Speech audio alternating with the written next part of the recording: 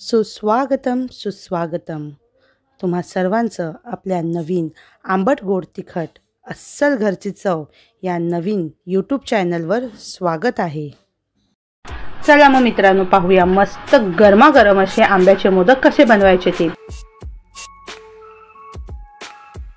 त्याच्यासाठी आपल्याला लागणार आहे, सारणासाठी लागणार आहे गूळ, खोबरं, आंब्याचा रस, त्याचसोबत वेलचीची पूड. आणि पीठ मळण्यासाठी आपल्याला लागणार आहे तांदळाचं पीठ, तेल, मीठ आणि पाणी. आपण सर्वप्रथम सारण बनवून घेऊया. सारण बनवण्यासाठी मी एक कढई तापत ठेवली आहे. त्यात टाकलं आहे खोबरं आणि गूळ. खोबरं आणि गूळ आपण मस्त एकजीव करून घेऊया आणि गूळ हे पूर्णपणे वितळवून घेऊया. पहा, मस्त असं गूळ वितळला आहे आणि खोबरं आणि गूळ एकजीव सुद्धा झाला आहे. आता आपण त्यात टाकणार आहोत आंब्याचा रस आणि आंब्याचा रस सुद्धा खोबरं आणि गुळाच्या मिश्रणात मिक्स करणार आहोत. आमरसात पाण्याचा थोडाफार अंश असतो. तो अंश पूर्ण आटेपर्यंत आपण सारण गॅसवर परतत राहणार आहोत. पहा, किती व्यवस्थित सुकं असं सारण तयार झालं आहे. आता आपण त्यात टाकणार आहोत वेलचीची पूड आणि आपले हे सगळे जे जिन्नस आहेत ते मिक्स करून घेणार आहोत. पहा, आपलं पुरण किती सुकं आणि व्यवस्थित झालं आहे. ते पुरण मस्तपैकी सुकलं सुद्धा आहे आणि एकजीव सुद्धा झालं आहे. आता आपण हे पुरण एका भांड्यात काढून घेऊया. आता आपण तांदळाच्या पिठाची उकड करून घेऊया. त्याच्यासाठी मी सर्वप्रथम गॅसवर एक कढई तापवून घेत आहे.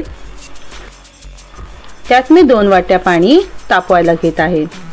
जर आपण 1 वाटी तांदळाचं पीठ घेत असू तर आपल्याला 2 वाटी इतकं पाणी लागणार आहे. त्याच पाण्यात मी चवीनुसार मीठ, त्याचसोबत 2 चमचे तेल घातलं आहे. तुम्ही तेलाच्या ऐवजी तुपाचा सुद्धा वापर करू शकता. आणि पाण्याला मस्त अशी एक उकळ येऊ देऊया. पहा, पाणी उकळायला लागलं आहे.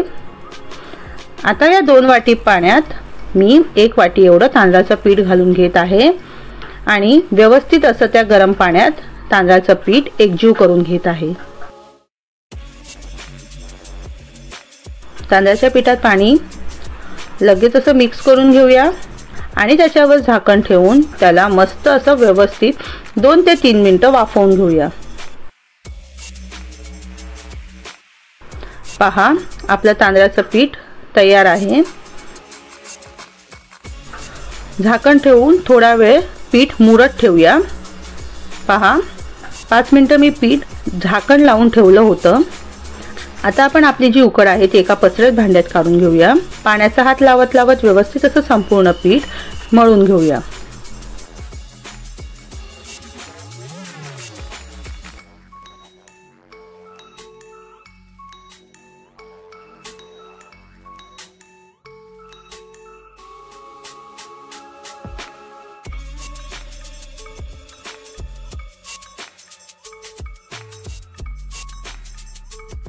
मध्ये मध्ये थोडा पाण्याचा हात, त्याचप्रमाणे मध्ये मध्ये थोडा तेल लावून व्यवस्थित असं 5 ते 6 मिनिटं पीठ मस्तपैकी मळत राहायचं आहे. आपण जितकं व्यवस्थित पीठ मळू तितकेच मोदकाच्या पाऱ्या छान बनतील. जितकं व्यवस्थित आपलं पीठ मळलं जाईल तितकेच आपले मोदक सुंदररित्या तयार होतील.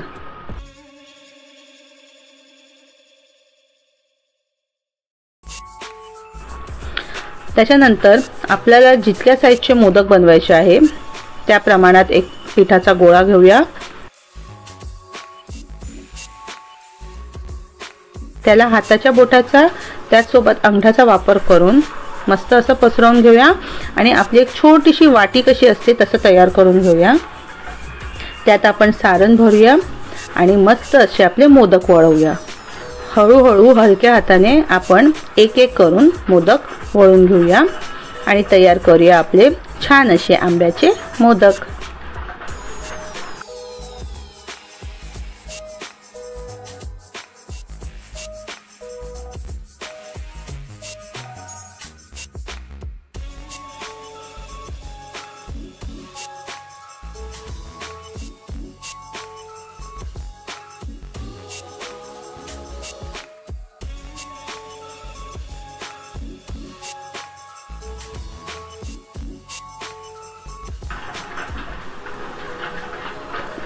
पहा, माझा एक मोदक तयार झाला आहे।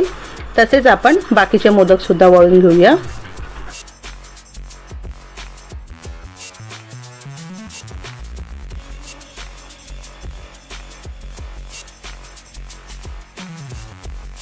तुम्हाला जर मोदक वळायला जमत नसेल तर तुम्ही साच्याचा सुद्धा वापर करू शकता। आपले मोदक वळून तयार झाले आहेत। पहा, मस्त दिसतायत ना। आता आपण त्याला मस्त वाफवून घेऊया। त्याच्यासाठी मी एका भांड्यात पाणी घेतलं आहे। जर तुमच्याकडे स्टीमर असेल तर तुम्ही त्यात सुद्धा स्टीम करू शकता।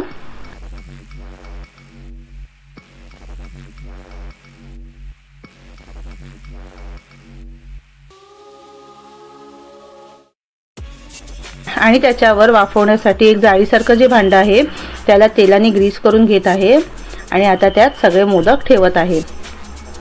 जर तुमच्याकडे असं भांडं नसेल तर तुम्ही एका टोपात पाणी घेऊन त्याच्यावर आपली जी चाळणी असते त्याला तेल लावून चाळणी सुद्धा त्या टोपावर ठेवून तुम्ही मोदक वाफवून घेऊ शकता। त्याच्यावर झाकण ठेवून मी 10 मिनिटं मोदक वाफवून घेत आहे।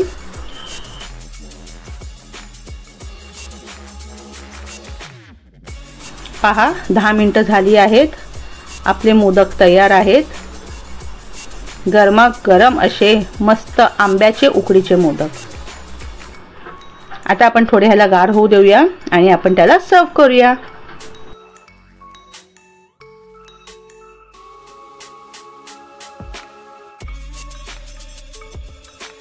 मस्त केळीच्या पानात आपण आपले हे मोदक काढलेले आहे।